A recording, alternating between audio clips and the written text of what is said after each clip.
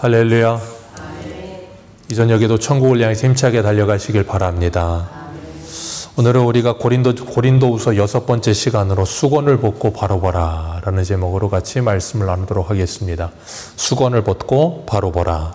지난주 사도 바울은 자신을 향해 사도가 아니라 모함하면서 거짓 선지자들이 자신들은 추천서를 가졌다고 자랑을 했어요. 그리고 바울은 추천서도 없는 사람이다 하고 몰아붙이고 있을 때 사도 바울이 그들에게 한 말이 뭐였어요? 고린도 교회 성도들, 너희들이 바로 나의 추천서다, 그렇게 말을 했어요. 내가 하나님의 말씀을 가르쳤고 그 말씀을 배운 너희들이 그 말씀대로 살아가는 그 삶이 추천서다. 그래서 그것이 그리스도의 편지라, 그렇게 말을 했어요. 그렇기 때문에 우리가 하나님의 말씀을 배우고 그 배운 말씀을 믿고 순종하는 삶을 살아가게 될 때 이 세상의 사람들도 우리의 삶을 통해 누구를 본다 그랬어요? 예수 그리스도를 본다 그랬습니다. 그들은 우리를 통해 하나님을 읽고 하나님의 말씀을 읽게 되어질 것이다 그랬어요. 그렇기 때문에 우리는 우리 개인의 삶이 아니라 예수 그리스도를 대신하는 사람들이고 하나님의 나라의 대표라. 그래서 공인된 삶을 사는 것이다 라고 말씀을 드렸어요.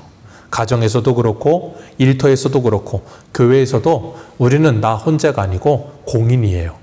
그래서 가정에서도 나를 통해 내가 하나님의 나라를 열 수도 있고 닫을 수도 있다는 것을 기억하시길 바랍니다. 그리고 사도 바울은 자신의 만족은 누구로부터 온다 그랬어요? 하나님께로부터만 나의 만족이 온다라고 말을 했습니다. 이 세상의 모든 사람들도 다 만족을 원합니다. 그런데 어떤 사람도 만족은 없습니다. 왜 그런가 하면 지난주 에베소서 예레미야 말씀 읽었던 것처럼 그 터진 웅덩이를 가졌기 때문에 밑빠진 독과 같아서 만족이 찾아오지 않는다 그랬어요. 죽는 날까지 만족이 안 옵니다. 그런데 예수 그리스도 안에 있는 사람들은 만족합니다. 왜 만족하냐면 주님이 우리와 함께 하시기 때문에 그것 자체로 우리에게 주어진 모든 것들을 스스로 뭐예요? 자족하는 거예요. 그게 경건에 큰 유익이 있다라고 말했습니다. 왜 그런가 하면 이 세상에 어떤 것도 우리의 것은 없어요. 가만히 생각해 보십시오. 내 것이라고 생각하던 것들이 이 세상에 어떤 것이 내 것이 있습니까? 내 돈이라고 생각하는 것들 어떻게 이름 써보십시오. 그 돈이 영원히 나한테 있는가? 안 그럽니다. 계속 흘러갑니다. 집 몇 년 사십니까? 뭐 몇 년 살다가도 이사 오고 나면 옛날에 내가 살았던 집이지 내 집은 아니에요. 그죠? 예. 우리가 가지고 있는 모든 것들이 다 내 것인 것 같지만 이 세상을 떠날 때는 그 모든 것도 다 내 것이 아니에요. 내 이름으로 돼 있는 모든 것도 떠날 때는 다 놓고 갑니다. 그래서 사도 바울은 디모데전서에 뭐라 그래요? 우리가 빈손으로 왔음에 빈손으로 간다라고 말합니다. 어떤 것도 가지고 가지 않아요.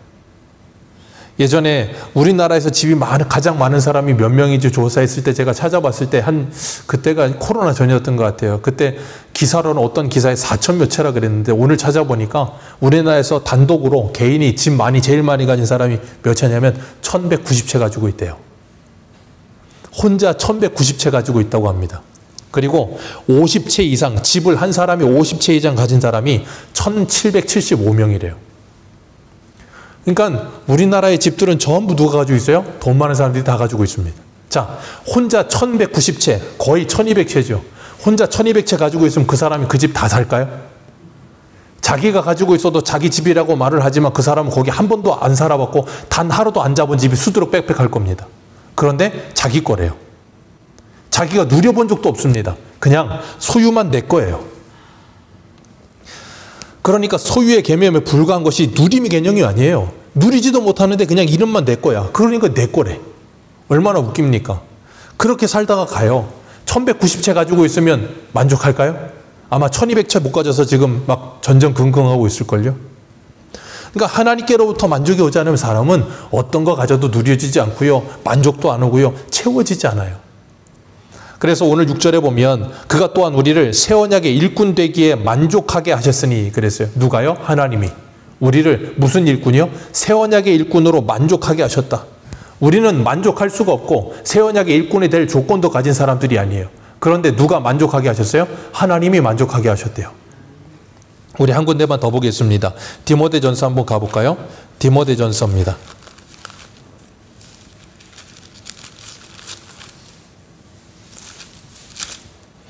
디모데전서 1장 12절.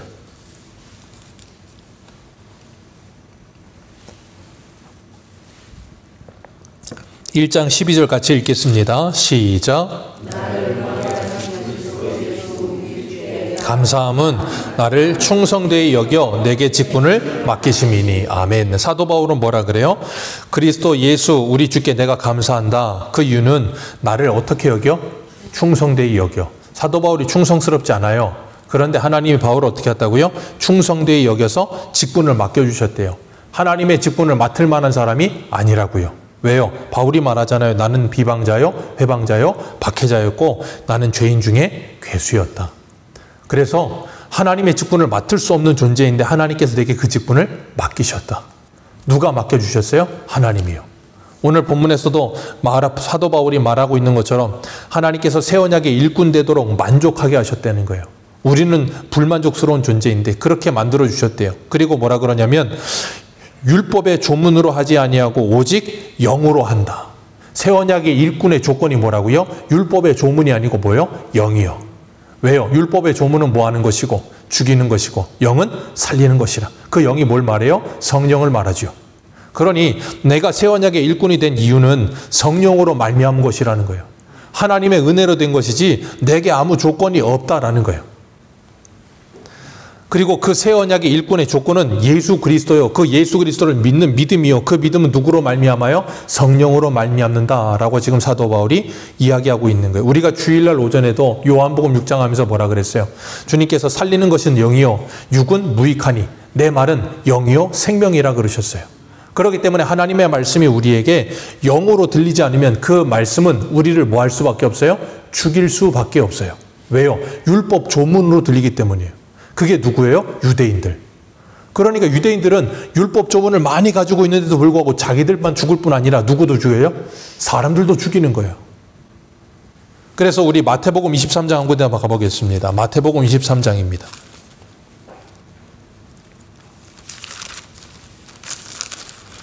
마태복음 23장 2절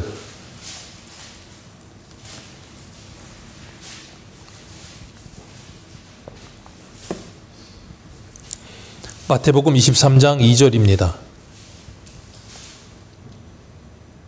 같이 한번 읽겠습니다. 시작. 서기관들과 바리새인들이 모세의 자리에 앉았으니 그러므로 무엇이든지 그들이 말하는 바는 행하고 지키되 그들이 행하는 행위는 본받지 말라. 그들은 말만 하고 행하지 아니하며 또 무거운 짐을 묶어 사람의 어깨에 지우되 자기는 이것을 한 손가락으로 움직이지. 거기까지만 읽겠습니다. 자, 서기관과 바리새인들이 어디 자리에 앉았다고요? 모세의 자리에 앉았다고요. 그래서 뭐예요? 모세 율법을 가지고 자기들 마음대로 장난질을 합니다.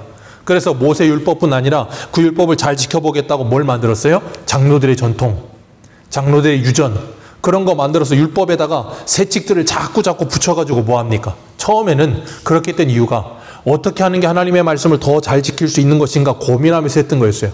근데 그것이 점점점 뭐예요? 사람들을 올가매는 무거운 짐이 돼버리는 거예요. 그러니까 하나님의 율법뿐 아니라 율법 밑에 있는 세칙들 지키느라고 사람들이 죽어나는 거예요. 그러니까 뭐예요? 사람들을 점점점 무너지게 만들어요. 그래서 그 사람들이 모세의 자리에 앉아서 스스로가 모세의 제자라고 착각하며 살잖아요. 모세의 제자라면 누구를 알았어야 돼요? 예수 그리스도를 알았어야죠. 근데 그들은 예수 그리스도를 몰라요. 왜요? 이 문자, 이 율법 조문에만 집중하고 있기 때문에. 그러니까 거기에 스스로가 매어버리는 거예요. 그러니까 뭐 하는 거예요? 거기에 스스로 죽는 겁니다. 그렇기 때문에 주님께서 뭐라 그래요? 영은 살리는 것이다. 그리고 사도 바울도 새 언약의 일꾼이 된 건 그 성령으로 말미암아 새 언약의 일꾼이 됐다라고 말하는 거예요. 그 새 언약은 누구를 말해요? 예수 그리스도. 그래서 예레미야 31장에 하나님께서 구약에 딱 한 번 새 언약을 말씀하시잖아요. 옛 언약과 새 언약을 비교하면서 옛 언약은 뭘 말해요? 시내 산에서 하나님께서 맺으신 율법의 언약. 그리고 새 언약은 누구로 말해요? 성령으로 말미암아 예수 그리스도로 말미암아 우리에게 이루어지는 새 언약. 히브리서 10장에 그 새 언약을 말씀하시잖아요. 그래서 그 예수 그리스도로 말미암아 우리가 구원받는 존재가 되는 거예요.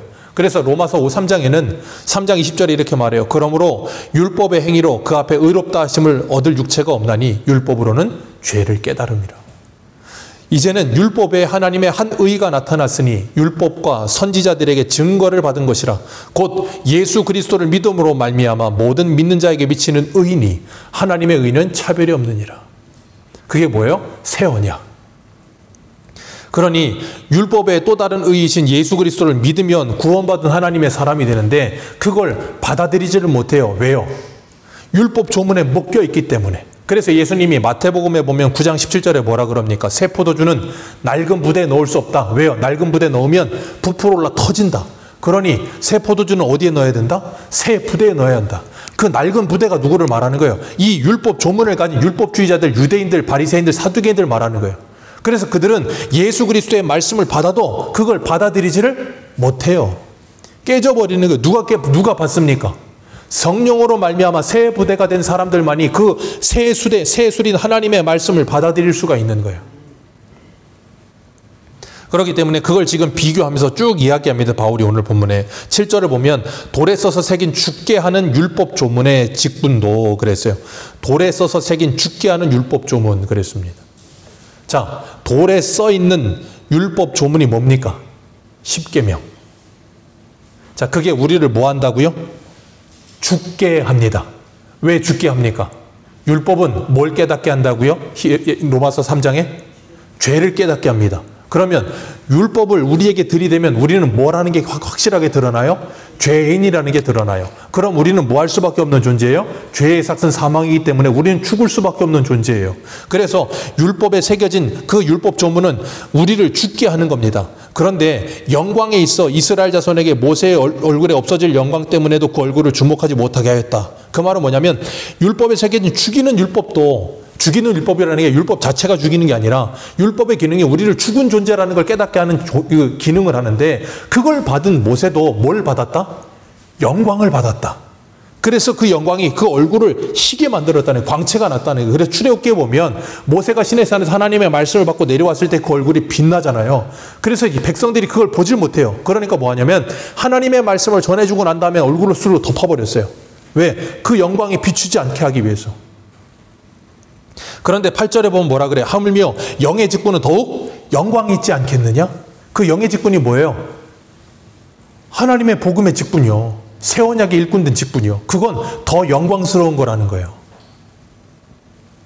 그러니 돌에 새겨진 죽게 하는 율법 조문은 우리로 하여금 내가 죽게 되었다는 걸 깨닫게 하고 누구에게로 인도해요? 갈라디아서에 보면 그리스도께로 인도하는 초등교사와 같다 그랬잖아요. 그래서 그 율법을 통해 내가 죄인이라는 게 철저히 깨달아지지 않은 사람은 누가 필요 없어요? 예수가 필요 없어요. 그러니까 예수가 복음이 되지 않는 거예요. 그러니까 그 예수가 기쁨이 되지 않는 거예요. 왜? 내가 죄인이 아니니까. 그래서 하나님은 여전히 하나님의 말씀을 통해 우리를 계속해서 조명하십니다. 그래서 우리가 이 땅을 살면서도 구원받았음에도 불구하고 여전히 죄 짓는 우리의 모습을 볼 때마다 뭐래요? 화로다. 나로 죽게 되었도다. 그 고백과 함께 예수 그리스도에게로 간절히 달려나가게끔 만드는 게 누구의 역사예요? 성령의 역사예요. 그렇기 때문에 그 성령께서 역사하시면 우리가 날마다 뭐예요? 새 언약으로 나아가게 되는 거예요. 새 언약이신 예수 그리스도에게로 나아가게 되는 거예요. 그렇기 때문에 9절에 보면 정죄의 직분도 영광이 있은즉 의의 직분은 더욱 넘치리라. 영광되었던 것이 더 큰 영광으로 말미암아 이의 영광이 될 수 없나니 그랬어요. 이 말은 쉽게 말하면 그거예요. 아침에 새벽 미명에 어두울 때는 작은 불빛도 환하게 비춥니다. 깜깜하니까. 그런데 이 새벽 예배 끝날 때쯤 해서 이제 해가 딱 뜰 때 되면 어둠이 물러가고 태양이 뜹니다. 그리고 나면 작은 불빛, 촛불이나 아니면 후레쉬가 빛을 발할까요? 빛을 발하지 못할까요? 빛을 발하지 못합니다. 해 뜨고 나면 후레쉬 아무리 비춰봐야 아무 소용이 없어요. 그게 바로 10절에 말하고 있는 거예요. 영광되었던 것이 더 큰 영광으로 말미암아 영광될 것이 없다라고 말하는 거예요. 그러니 모세의 영광은 무엇으로 말미암아? 영의 직분의 영광으로 말미암아 더 이상 영광스럽지 않은 것이 된다라고 말하고 있는 거예요. 그렇기 때문에 우리가 이 땅을 살아가면서 우리가 받은 영의 직분을 받은 우리들은 누구의 영광보다 더 큰 영광을 받고 있는 거예요? 모세의 영광보다 더 큰 영광을 받고 있는 거예요. 그래서 모세가 하나님 만났을 때 그 얼굴에서 광채가 났잖아요. 우리가 예수 그리스도를 믿고 나면 주님께서 마태복음에 우리를 향해 뭐라 그랬습니까? 너희는 세상의 빛과 소금이라. 우리가 뭐라고요? 세상의 빛이요. 하나님의 광채, 하나님의 영광을 드러내는 사람들이라고요. 우리가. 그러니 모세의 얼굴에서 빛나는 그 빛나는 영광보다도 더 밝고 더 환한 영광이 우리에게 비춰져야 되는 거예요. 그렇기 때문에 우리가 이 땅을 살아가면서 이 10절의 말씀처럼 영광되었던 것이 더 큰 영광으로 말미암아 영광될 것이 없다라고 말했는데, 예수님께서 이 말씀을 뭐라 그러셨냐면 나는 율법을 폐하러 온 것이 아니라 율법을 완성하러 왔다라고 말씀하셨어요. 예수님은 율법을 폐하지 않으십니다. 완성하십니다. 더 큰 영광으로 모세의 영광을 덮어버리십니다. 그래서 더 온전하고 완전한 영광이 우리에게 임하게 되는 거예요. 그리고 나면 더 이상의 율법은 우리를 더 이상 괴롭게 할 수 있어요? 없어요? 없어요. 그래서 우리 한 군데 보겠습니다. 로마서 13장 8절을 보세요. 바로 앞에 로마서 13장 8절입니다.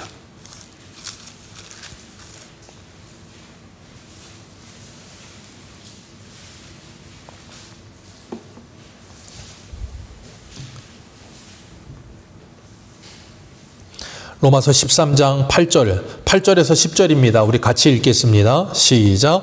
피차 사랑의 빛 외에는 아무에게든지 아무 빛도 지지 말라. 남을 사랑하는 자는 율법을 다 이루었느니라. 간음하지 말라, 살인하지 말라, 도적질하지 말라, 탐내지 말라 한 것과 그 외에 다른 계명이 있을지라도 내 이웃을 내 자신과 같이 사랑하라 하신 그 말씀 가운데 다 들었느니라. 사랑은 이웃에게 악을 행하지 아니하나니 그러므로 사랑은 율법의 완성이니라. 아멘. 그러니 9절 말씀에 이 모든 말씀은 뭐에 다 포함이 된다고요? 내 이웃을 내 몸과 같이 사랑하라에 다 포함이 되는 거예요. 그래서 사랑은 율법의 뭐라고요? 완성입니다. 그렇기 때문에 주님께서 요한복음 13장에 뭐라 그러셨어요? 내가 너희에게 새 계명을 주노니 서로 사랑하라. 내가 너희를 사랑한 것이 서로 사랑하라. 너희에게 주는 새 계명은 그거 하나라는 거예요. 서로 사랑하라. 왜요? 사랑은 율법의 완성이니까. 그러면 사랑하면 9절의 말씀은 이제 필요 없어지는 거죠. 사랑은 율법의 완성이니까 이건 필요 없어지는 거죠. 필요합니다. 왜 필요합니까? 사랑을 어떻게 해야 되는지 알려주는 거예요. 그러니까 내가 하나님을 사랑하면 그 하나님을 사랑하고 이웃을 사랑하면 이웃을 사랑함으로 이웃에게 해를 입히지 않는 삶을 산다 그랬잖아요. 그러기 위해 어떻게 살아야 될지를 알려주는 세칙들이 이런 것들이 되는 거예요. 그러니까 사랑을 위해 이런 것들이 있어야지, 사랑 없이 이런 것들이 아무리 있어봐야 그건 소용이 없어요. 그게 고린도전서 13장이잖아요. 그래서 바울이 13장 2절에 뭐라 그래요? 네가 예언하는 능력이 있어 모든 비밀과 모든 지식을 알고 산을 옮길 만한 믿음이 있다 할지라도 사랑이 없으면 아무런 유익이 없다. 하나님의 모든 비밀을 다 알고 지식을 다 알아도 사랑이 없으면 아무것도 없다. 왜요? 그 비밀과 그 지식이 다 뭘 위해 필요해요? 사랑하라고 필요한 거예요. 그러니까 이 땅에 예수 그리스도를 믿는 하나님의 사람들, 교회는 이 땅의 존재의 목적과 이유가 뭐예요? 사랑하라고 있는 거예요. 하나님을 사랑하고 이웃을 사랑하라고 우리가 여기 있어야 되는 거예요. 근데 이걸 다 안다고 말을 하고 비밀을 다 안다고 말하는데 하나님을 사랑하질 않아. 그리고 이웃을 사랑할 줄 몰라. 오히려 이웃을 사랑하는 게 아니라 이웃에게 상처를 주며 살아. 그럼 어떻게 되겠습니까? 그럼 우리는 온전한 사랑에 지금 거하지 못하고 있는 중에 있는 거예요. 그렇기 때문에 뭐 해야 됩니까? 온전한 사랑 가운데 거하기 이 말씀을 배워야 되는 거예요. 그러니까 우리가 이것을 잘 아셔야 되는 게, 성령이 오시면 우리로 하여금 모든 것을 깨닫게 하신다. 그럴 때 우리가 모든 것을 다 알았으니까 아무것도 배울 필요가 없다는 말이 아니에요. 우리가 사도행전 하면서 봤잖아요. 베드로가 성령을 받았습니다. 그리고 베드로가 설교할 때 한 번에 3,000명이 돌아오고 5,000명이 돌아오는 역사들이 일어났어요. 그런데 하나님께서 베드로에게 고넬료 집에, 백부장 고넬료 집에 가게 하실 때 무드장의 집 지붕에서 기도할 때 환상 중에 뭘 보여주세요? 레위기 11장에 부정한 음식들이 막 보자기에 쌓여 내려오면서 먹어라 그랬더니 베드로가 뭐라 그래요? 못 먹습니다. 자, 그때 베드로가 성령 받았을 때입니까? 안 받았을 때입니까? 성령을 받았을 때예요. 성령을 받았는데도 불구하고 하나님께서 보자기에 그 음식들 내려주셨는데 그걸 못 먹는다, 난 이걸 부정하게 못한다 3번이나 부인합니다. 그리고 베드로가 고넬료 집에 갔을 때 그 말씀이 뭘 의미하는지를 깨닫잖아요. 아, 이게 바로 이방인을 향한 하나님의 마음이 열렸다는 걸 말씀하시는 거구나. 그거 깨닫는 거예요. 그러니 거룩은 그거 하나 먹고 안 먹는 게 거룩이 아니고 누구 안에 있는 게 거룩이구나. 예수 그리스도 안에 있으면 유대인이든 이방인이든 다 거룩해지는 거구나. 그걸 누구로 말미암아? 성령으로 말미암아 깨달아가는 거예요. 그러니까 성령을 받았다는 건 내가 성령 받고 성령 체험했으면 내가 이 세상의 모든 진리를 다 깨닫고 통달했다가 아니고 그때부터 뭐 하는 거예요? 시작하는 거예요. 그래서 하나님의 말씀이 열려지기 시작하는 거예요. 깨달아지기 시작하는 거예요. 그래서 하나님께서 우리들에게 그 말씀들을 가르쳐 주시는 거예요. 그렇기 때문에 마태복음 5장 17절에 예수님 뭐라 그러십니까? 율법이나 선지자들을 폐하러 온 것이 아니고 완전하게 하려 왔다. 우리를 뭐 하려 하셨다고요? 완전하게 하려고 오셨다고요. 그래서 에베소서 뭐라 그럽니까? 그리스도를 아는 것과 믿는 것이 하나 되어 그 장성한 분량에 이르도록 자라야 한다. 끊임없이 자라야 되는 거예요. 아는 것과 믿는 것이 하나 되어 가야 되는 거예요. 우리가 때로는 알기는 아는데 믿어지지 않을 때가 있고요. 알기는 아는데 순종이 안 될 때도 있고요. 알기는 알아도 사랑이 안 될 때도 있어요. 그 괴리를 좁혀가는 게 뭐예요? 신앙생활이에요. 그렇기 때문에 주님께서 말씀하시는 것처럼 오늘 본문으로 돌아오셔서 오늘 본문 6절에 율법 조문은 죽이는 것이고 영은 살리는 것이다. 그러면 율법은 좋은 겁니까? 나쁜 겁니까?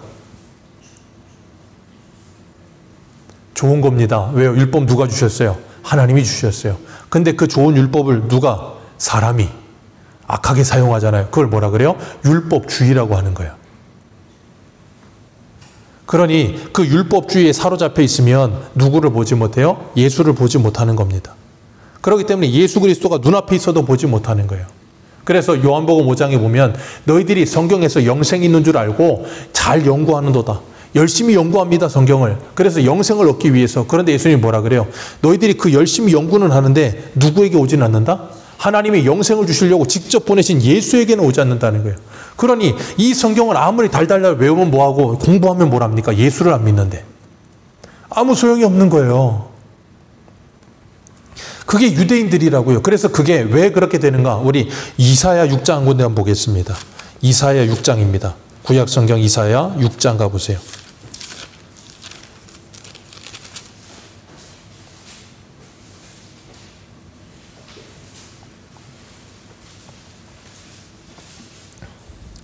이사야 6장 8절에서 10절까지만 읽겠습니다. 이사야 6장 8절에서 10절입니다. 같이 읽습니다. 시작.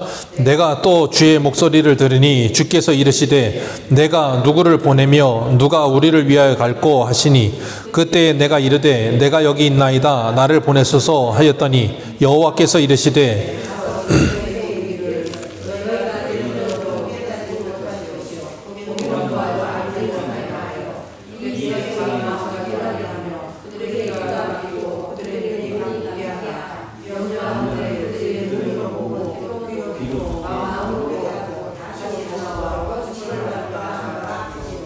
아멘.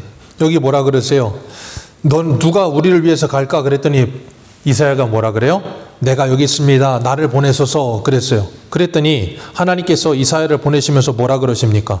너는 가서 이 백성에게 듣기는 들어도 깨닫지 못할 것이고 보기는 보아도 알지 못하리라 하여 이 백성의 마음을 어떻게 하며 둔하게 하며 귀가 어떻게 하고 막히고 그들의 눈이 어떻게 하라? 감기게 하라.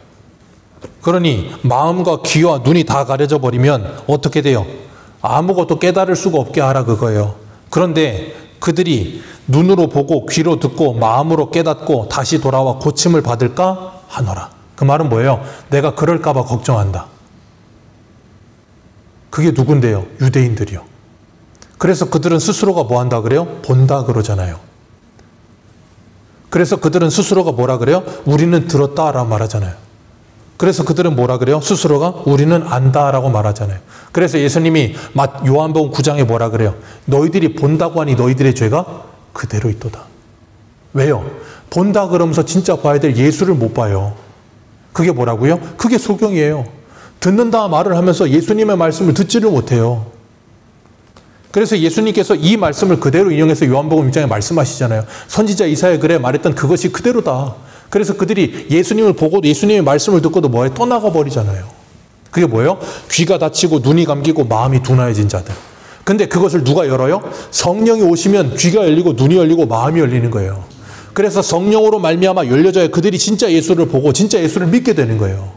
그래서 하나님으로 말미암지 않고는 누구도 예수에게로 올 수 없고 하나님께 올 자가 없어요. 예수로 말미암지 않고는. 그래서 그 예수를 보는 사람은 성령으로 말미암지 않고 누구도 예수를 볼 수가 없고 믿을 수가 없어요. 그래서 하나님의 일은 하나님이 시작해서 하나님이 끝내시는 거예요. 그래서 우리의 믿음도 하나님의 선물이에요. 그래서 우리는 나된 것은 오로지 하나님의 은혜밖에 없고 예수의 십자가밖에 자랑할 게 없어요. 아무것도 자랑할 게 없어요. 왜? 내가 잘나서 예수 믿은 것도 아니야. 내가 믿음주가 예수 믿은 것도 아니야. 내가 저 사람들보다 뭔가 특출나서 자격이 있어서 예수 믿은 것도 아니야. 시언에게 일꾼이 된 것도 하나님의 말씀의 증인으로 살아가는 것도 모두 다 하나님의 성령으로 말미암은 거지 내 힘으로 된 게 아무것도 없어.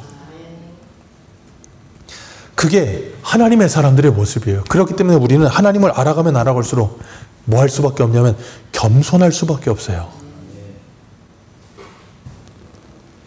그러니 없어질 모세의 영광도 영광이지만 그것보다 더 큰 영광을 받았으니 우리가 그 영광을 정말로 깨닫는다면 이 땅에서 뭐 하겠어요? 우리 12절 같이 보겠습니다. 12절 같이 읽습니다. 시작. 우리가 이같이 소망이 있으므로 담대히 말하노니. 이같이 소망이 있으므로 뭐 한다고요? 담대히 말한다는 거예요. 무슨 소망이요? 영원한 영광을 가진 소망. 그 소망을 가졌기 때문에 담대하게 말할 수 있다는 거예요. 그래서 사도 바울이 사도행전 26장에 보면 잡혀서 아그리빠 왕이랑 베스토 총독 앞에 섰을 때 뭐라 그래요? 여기 있는 사람들이 다 나처럼 묶인 거 결박된 거 외에는 너희들도 다 나처럼 됐으면 좋겠다. 생각해 보세요. 아그리빠 왕입니다. 그리고 베스토 총독이에요. 왕과 총독과 귀족들 다 휘황찬란하고 멋있는 옷을 입고 한 권력하고 있고 돈도 가지고 있고 다 가진 사람들이 죄수 신분에 죄수복 입고 아무것도 가지지 않은 바울 앞에 섰는데 바울이 그들 보고 너희들이 나처럼 됐으면 좋겠대요. 왜? 너희들의 그 영광은 다 썩어질 영광이라는 거예요. 잠시 있다 없어질 영광이라는 거예요. 아무리 좋은 옷 입어보십시오. 좀 먹으면 썩습니다. 썩으면 버려야지. 아무리 좋아도 쓰레기 됩니다. 그 모든 영광은 다 한순간에 사라질 영광인데 사도 바울 내가 가진 영광은 영원하다는 거예요. 그렇기 때문에 그들에게 담대하게 말할 수 있었던 겁니다. 그래서 바울이 뭐라 그래요? 그래서 먹든지 마시든지 무엇을 하든지 하나님의 영광을 위해라. 왜? 그건 썩어질 영광이 아니고 영원한 영광이다. 그걸 진짜 영광이라고 알기 때문에 우리가 이 땅에서 뭐예요? 그걸 위해서 죽어라고 사는 거예요. 이 세상의 사람들도 이 세상에서 이 세상의 영광을 위해서 죽도록 노력하잖아요. 올림픽 보십시오. 그 영광, 자기 이름 세계 랭킹 1위에 올려놓는 그 영광을 위해서.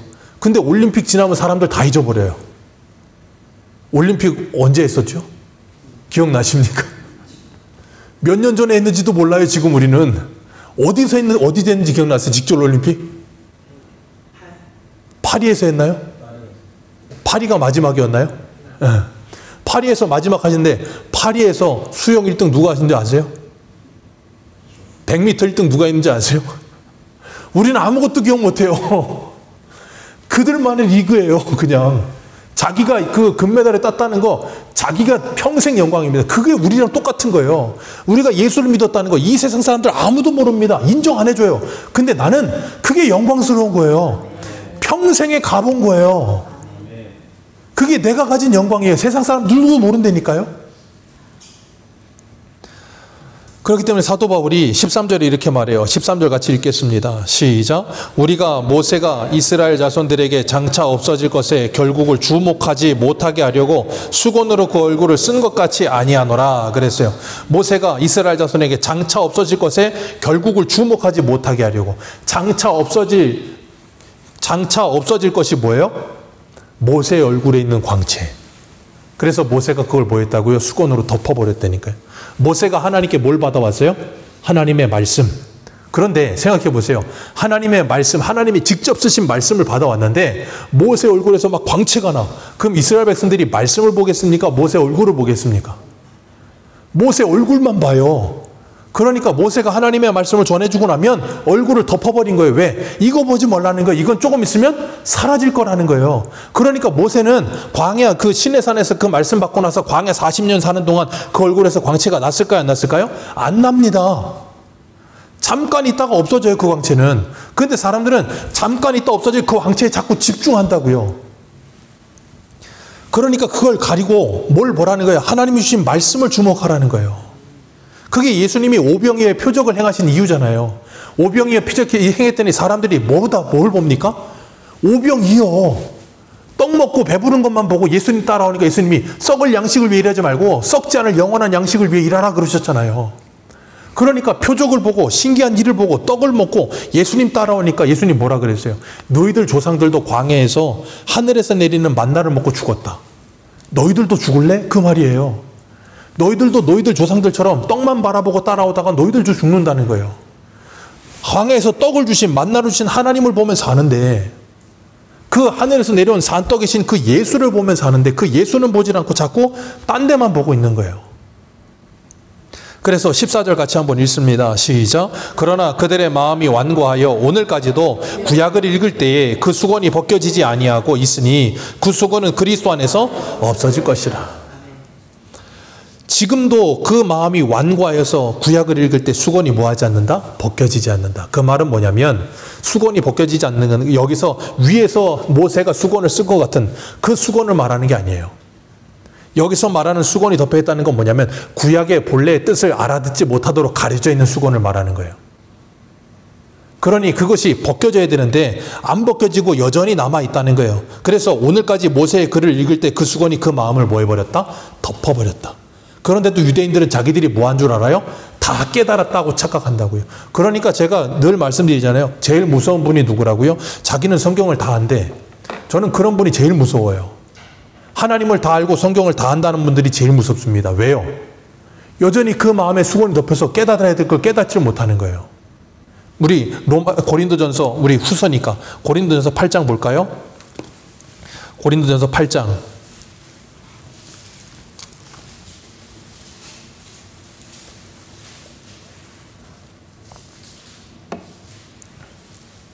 같이 읽겠습니다. 8장 1절부터 읽어 내려갑니다. 시작. 우상의 제물에 대하여는 우리가 다 지식이 있는 줄 아나 지식은 만일 누구든지 무엇을 아는 줄로 생각하면 아직도 마땅히 알 것을 알지 못하는 것이요. 또 누구든지 하나님을 사랑하면 그 사람은 하나님도 알아주시느니라. 아멘. 거기까지만 읽겠습니다. 사도 바울이 뭘 이야기합니까? 지식은 뭘 하게 한다? 교만하게 한다. 하나님을 안다라고 말하는 그 지식이 그 사람을 교만하게 만들어서 마땅히 알아야 될 걸 모르게 만들어 버린다는 거예요. 그러니까 사람이 교만해지면 아무것도 안 보여요. 아무것도 배우질 못합니다. 그래서 지혜로운 사람은 3살 아이들한테도 배울 게 있다 그러잖아요. 근데 교만한 사람은 3살 아이들이 아니라 300살 할아버지한테도 배울 게 없어요. 왜? 내가 다 아는데 뭘 배웁니까? 그러니까 뭐예요? 그 지식이 그 사람이 마땅히 알아야 할 것을 알지 못하게 만들어버린다. 그러면서 뭐라 그래요? 누구든지 하나님을 사랑하면 그 사람은 하나님도 알아주시느니라. 사랑하면 뭐 한다고요?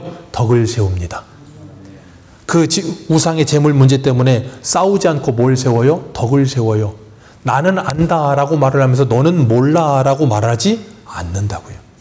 그러면서 바울이 이걸 가지고 로마서 15장에 뭐라 그랬어요? 연약한 자들의 약점을 담당해주고 그들을 뭐 해주어라? 받아주어라. 아직 그 지식을 모르는 사람들을 뭐 해주어라? 있는 그대로 받아주라는 거예요. 이게 참 힘들어요. 생각해 보세요. 아직 모르는 사람을 그냥 그대로 받아준다는 게 쉽겠습니까? 어려워요. 우리는 뭐 하고 싶어요? 뜯어 고쳐서 개조를 시키고 싶어요.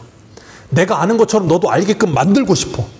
그게 우리들의 습성이에요. 근데 그러지 말고 뭐 하라는 거냐면 그대로 받아주라는 거예요. 왜요? 시간이 지나면 하나님의 영이 그 사람 안에 역사한다는 거예요. 그러면 그도 열려져서 깨닫게 될 거라는 거예요. 그때까지는 조금 기다려줄 수도 있어야 돼요. 생각해 보세요. 걸음 많은 애들이 뛸 수 없습니다. 뛰라고 아무리 채찍질을 해도 못 뛰어요. 시간이 지나야 뜁니다. 그런 것과 똑같은 거예요. 그렇기 때문에 우리가 하나님의 말씀을 바로 알지 못하면 그 수건이 가리워져서 뭐예요? 죽이는 것이 되는 거예요. 다른 사람을 죽이는 게 자꾸 되는 거예요. 그러니까 그것이 벗겨져야 되는 거예요. 그래서 바울이 이거 이야기하면서 고린도전서 8장을 얘기하면서 뭐래요? 네가 자꾸 힘들게 하는 그 사람은 그리스도께서 위하여 죽으신 네 형제라는 걸 좀 알아라. 그걸 모르면 뭐 한다고요? 자꾸 죽이려고 드는 거예요. 그래서 오늘 본문으로 돌아오셔서 16절 같이 보겠습니다. 16절 17절 시작. 그러나 언제든지 주께로 돌아가면 그 수건은 벗겨지리라. 주는 영이시니 주의 영이 계신 곳에는 아멘. 주님께로 돌아가면 뭐 한다고요? 그 수건은 벗겨진다. 왜요? 주는 영이시기 때문에. 그 성령께서 우리로 하여금 그 수건을 벗겨주시고 나면 뭐 하게 될 거라고요? 자유하게 될 것이다.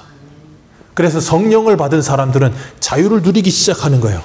그래서 사도행전에 그 유대인들이 상종 못할 사람들하고 상종하는 사람이 되기 시작하는 거예요.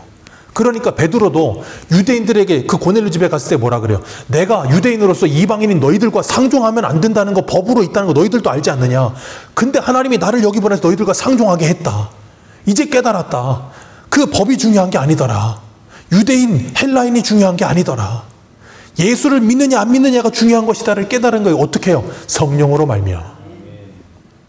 그래서 요한복음 16장 13절을 보면 진리의 성령이 오시면 그가 너희를 모든 진리 가운데로 인도하시리니 그가 스스로 말하지 않고 오직 들은 것을 말하며 장래일을 너희에게 알리시리라. 모든 진리 가운데로 인도하신대요. 그러면 어떻게 되는데요? 요한복음 8장 32절에 진리를 알지니 진리가 너희를 자유하게 하리라.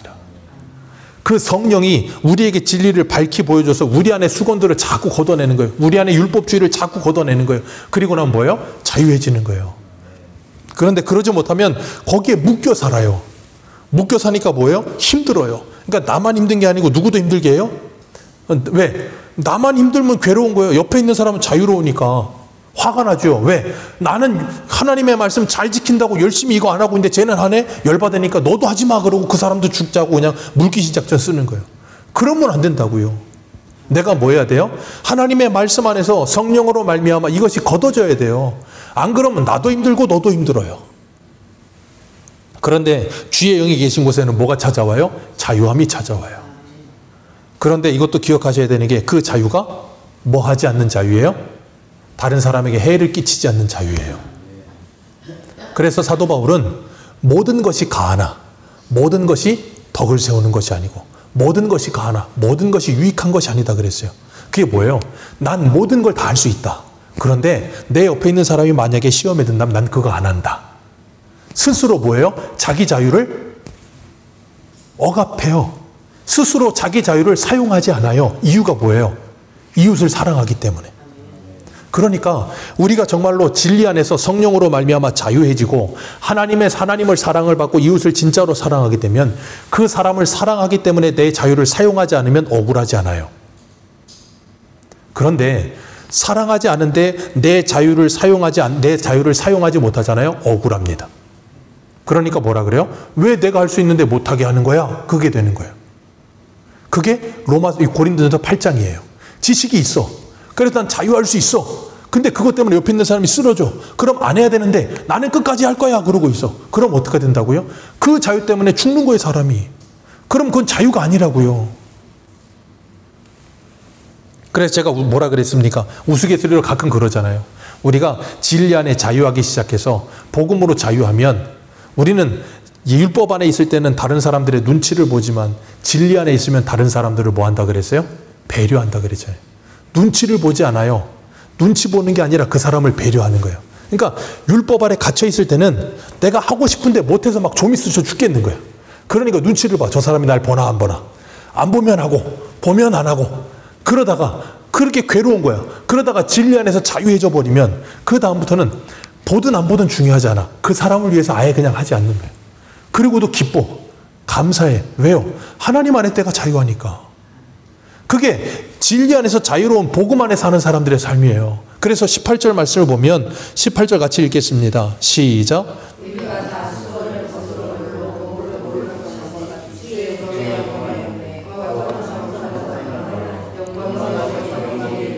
곧 주의 영으로 말미암음이니라. 아멘. 영광에서 영광이 이르니 무엇으로 말미암아? 주의 영으로 말미암아. 수건이 벗어져요. 무엇으로 말미암아? 주의 영으로 말미암아. 그래서 뭘 본다고요? 그와 같은 형상으로 변화할 것을 보는 거예요. 그 하나님의 나라의 영광을 보게 되는 거예요. 그리고 나면 뭐 한다고요? 이 땅에서 그 영광을 본 사람답게 살아가기 시작하는 거예요. 그래서 바울이 우리 마지막으로 한 군데 볼까요? 로마서 8장 17절 보세요. 로마서 8장 17절.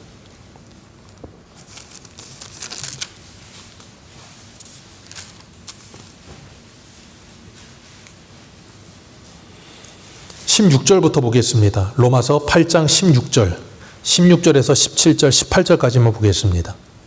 같이 읽겠습니다. 로마서 8장 16절. 같이 읽습니다. 시작. 성령이 친히 우리의 영과 더불어 우리가 하나님의 자녀인 것을 증언하시나니 자녀이면 또한 상속자 곧 하나님의 상속자요 그리스도와 함께한 상속자니 우리가 그와 함께 영광을 받기 위하여 고난도 함께 받아야 할 것이니라.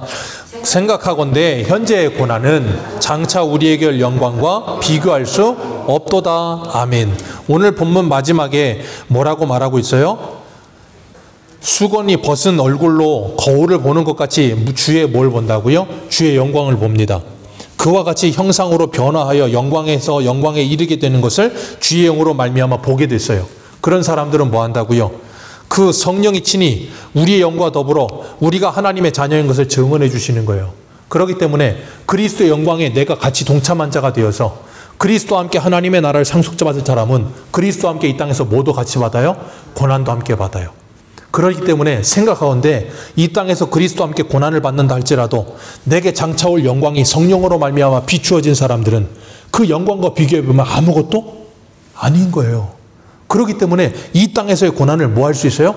넉넉히 이길 수 있는 거예요. 그게 성령으로 말미암지 않고는 누구에게도 열려지지를 않아요. 그래서 사도행전에 성령을 받은 제자들만이 이런 삶을 사는 거예요. 그러니 성령으로 이런 삶을 살지 못하는 사람들은 그 영광을 볼 수가 없어요. 그래서 제가 늘 말씀드리잖아요. 신앙생활은 성령이 임하기 전에는 한 발자국도 시작이 안 된다라고 말씀을 드리는 거예요.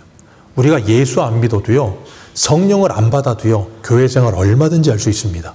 근데 교회 생활이지 신앙생활이 아니에요. 예수 믿는 신앙생활이 아니라고요. 그렇기 때문에 우리가 정말 예수를 믿고 성령을 받아도 우리는 여전히 불완전합니다. 여전히 우리의 지각은 완전히 열려있지도 않습니다. 여전히 우리를 덮고 있는 수건이 있을 수도 있습니다. 그러나 주의 영이신 성령께서 우리를 끝까지 끊임없이 그 모든 진리 가운데로 우리를 계속 인도해 가십니다. 어떻게 해요? 하나님의 말씀을 읽게 하시고 듣게 하시고 가르치게 하셔서 끊임없이 진리 가운데로 인도하세요. 그래서 그리스도를 아는 것과 믿는 것이 하나 되어 장성한 분량이도록 자라가게 하세요. 그러면서 하나님이 우리에게 주신 그 영광이 얼마나 영광스러운 건지 깨닫게 하시고 이 땅에서 내가 영원히 살지 않고 잠시 있으면 그 영광스러운 나라로 갈 거라는 걸 믿기 때문에 여기서 믿음으로 살다 고난을 받아도 그 모든 고난을 이길 수 있는 힘이 있는 거예요. 성도의 힘은 거기 있는 겁니다. 다른 데 있지 않아요. 그건 성령으로 말미암을 때만 그 힘이 내게 힘으로 느껴지는 거예요. 그래서 그 힘을 가지고 오늘도 이 땅을 살아가면서 하나님의 나라의 상속자답게 하나님의 나라의 상속자답게 좀 너그럽게 여유롭게 힘있게 살아가시는 저와 여러분들 되시기를 축복합니다. 기도하겠습니다.